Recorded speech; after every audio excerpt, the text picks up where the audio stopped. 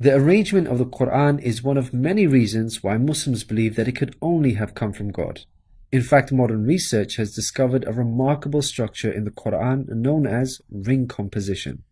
To demonstrate this, let's analyze the second chapter of the Quran known as Al-Baqarah, the cow. This chapter consists of a total of 286 verses.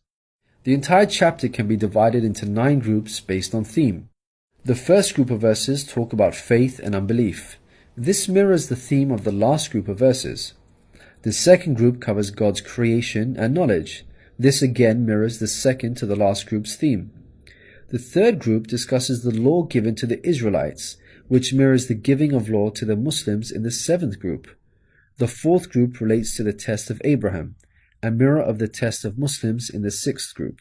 The middle group, the 5th group, is the central theme of the entire chapter, the change in direction of the Muslim prayer.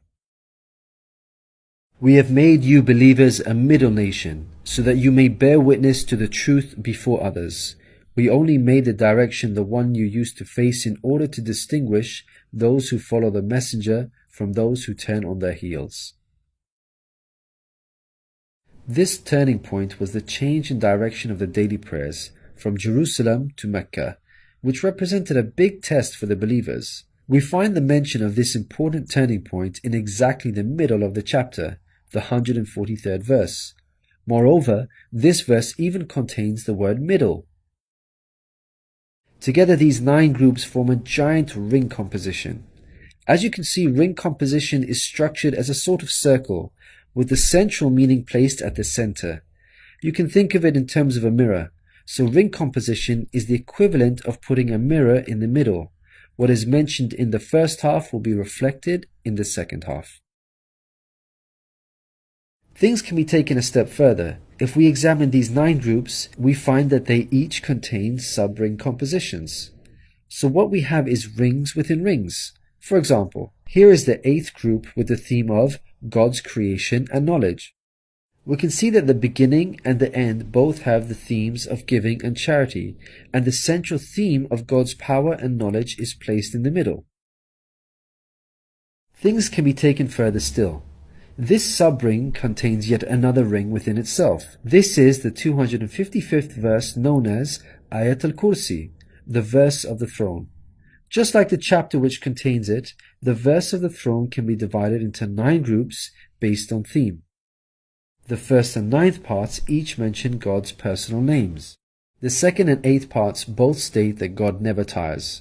The 3rd and 7th parts describe that God owns everything in the heavens and the earth. The 4th and 6th parts make it clear that God has total control over us and we are dependent on Him. Notice that the middle of this verse mentions before and after, which could be yet another allusion to the mirroring of ring composition. It's worth highlighting that not only does the verse of the throne contain its own ring composition, but it is also positioned as a sub-ring within 2 larger rings, a concentric ring composition. We can see that this chapter of the Quran is marvelously designed, being precisely and tightly arranged according to the principles of ring composition. This precision in arrangement is in fact astonishing when we consider the timing of the revelation of these verses. To appreciate this, let's consider the analogy of building construction. Imagine you had the task of building a house. Rather than waiting until you receive all of the materials and then drawing up a carefully thought out design plan, you instead decide to proceed without complete knowledge of the constituent parts, constructing it piecemeal, adding to it bit by bit as and when you receive the individual materials. What are the chances that this approach will result in a well-constructed house? Unlike an organized approach where each part is placed in its best possible position according to a design plan, instead you have a situation where it seems each part is placed arbitrarily, depending on the order in which the parts were received. In such circumstances, you would most likely end up with a very poorly designed house, liable to collapse at any time. It is highly unlikely, perhaps even impossible, that this disorganized approach would end up with the same stunningly designed house as an organized approach. Yet this is exactly what we find with the Quran's structure. The builder in our example is the Prophet Muhammad, peace be upon him. The house that he began to build since its first verses were revealed to him is the Qu'ran. The rooms and bricks in our construction example are its chapters and verses. He can never have a design plan in place for the Qu'ran because the revelation of many of its verses depended on events that were out of his control, such as the social developments and challenges that he faced throughout his prophethood. For example, believers would come up to him and question him on a particular matter, or his enemies would challenge him. The responses in the form of revelation would then descend on him, addressing the specific situation that he was facing. How could Muhammad have devised such an intricate plan when he could not predict the events that would dictate the revelation of verses? Such an arrangement would have to be planned in advance, but this was not possible due to these events being out of his control. What this demonstrates is that the author was someone who could predict the future. Possessing knowledge of the unseen is a quality of God, not human beings. Some critics may point out that books prior to the Quran had this literary style and therefore we cannot use this as an evidence for the Quran's divine origin. However, comparing the Quran to other books is like comparing night and day for many reasons. Firstly, Prophet Muhammad, peace be upon him, was not a poet nor did he have any literary reputation. In fact, like many people at the time, he could not read or write. Secondly, most people would assume that the Quran is arranged chronologically, starting with the first revealed verse and ending with the final revealed verse. This is the order in which books are typically written, in a logical sequence starting with the beginning, then the middle, and finally the end. But the way the Quran was composed is unlike any other book. Al-Baqarah, the chapter of the Quran that we have covered, was not revealed starting with verse 1, followed by verse 2, then 3, and so on. Rather, its verses were revealed out of sequence, over a span of many years, and interspaced with the revelation of verses from other chapters.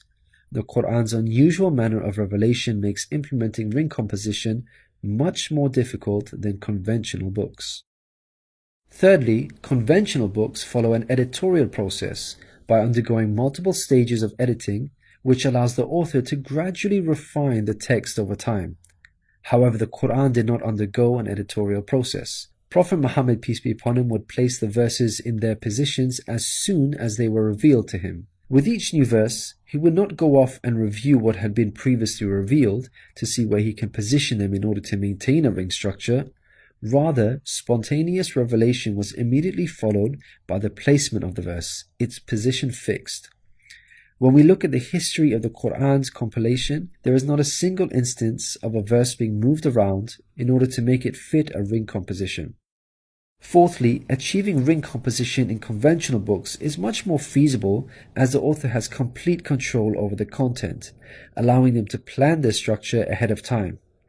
As we've already seen with the Quran, its content was circumstantial as it was tied to events that were out of the control of the Prophet Muhammad, peace be upon him, and therefore he could not plan a structure ahead of time. Fifthly, the Quran was first revealed as an oral recitation, not in written format. With written books, you can easily plan a structure because you can quickly and conveniently refer back to what you have written previously. But with a recited text like the Quran, the Prophet Muhammad, peace be upon him, would have had to rely on his memory in order to recall what was previously revealed, a much greater challenge. In light of all these difficult circumstances, wouldn't you expect the Quran's structure to be jumbled? What we find, against all odds, however, is that the Quran contains a remarkably sophisticated structure. The circumstances of the Quran's revelation, together with its precision and harmony, represent a compelling argument for its divine origin. Your companion is neither astray nor being misled, nor does he say anything of his own desire. It is no less than inspiration sent down to him. He was taught by one mighty in power.